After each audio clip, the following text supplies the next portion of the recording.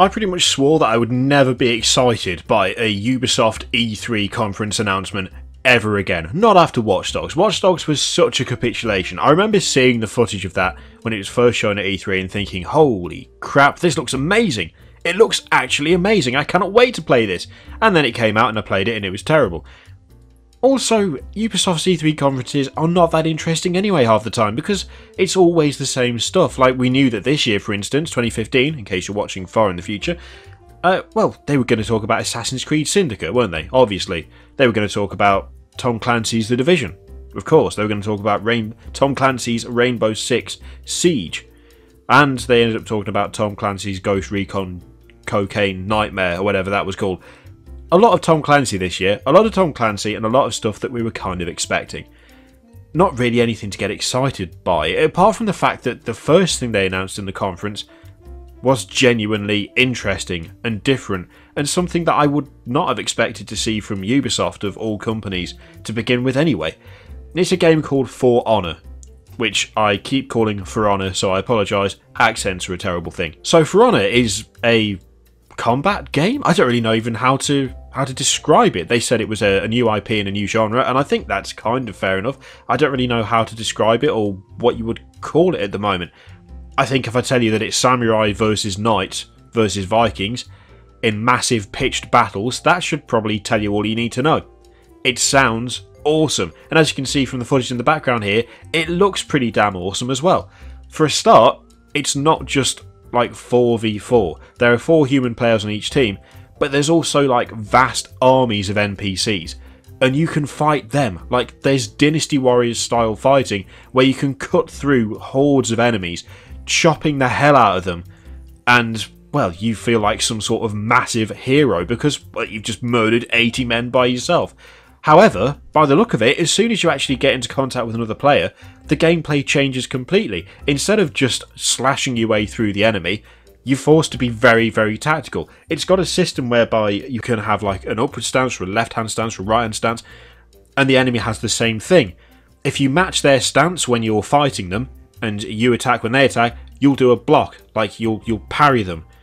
If, however, you have got the wrong stance when they come at you, they will slice you up, like they will chop you and it'll be bad.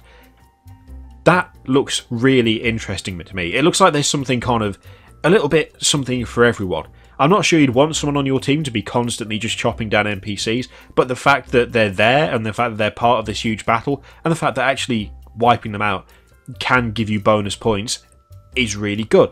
The fact that it gets so tactical and there's that extra depth when you face off against other players is interesting as well. And from what we can see in the background footage here, there are actual like differences between the various factions. So like the Vikings and the Samurais and the Knights.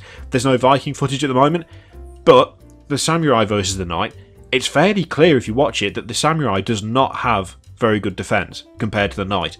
It's not a defensive, it's not like a defensive faction. It's about offense. It's about, you know, quick strikes. Also, if you watch the way the Knight moves, little things like this, I really like this. Obviously, it's a historical based game in a sense, but obviously Vikings and Samurais and Knights, they are not from the same period in history. They're from like lots of different periods in history.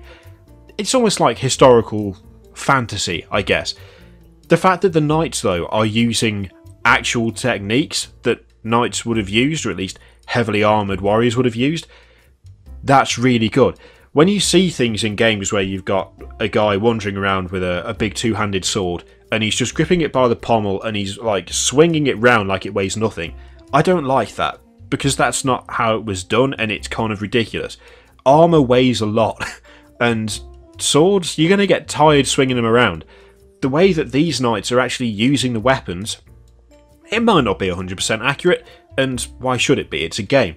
But it is at least got a root in like history.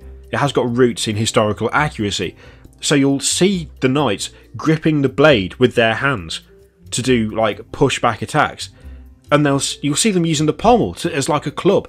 They did this stuff. There's a point where the knight actually like shoulder barges the samurai. Now that doesn't seem like a big deal. You could be sitting there going, oh wow, someone can shoulder barge someone else. Groundbreaking. But that was a massive part of armoured combat. You're in a suit of armour that weighs a metric ton. If you're fighting against another guy, you know how much that weighs. If you can knock him down to the ground, He's out of the fight.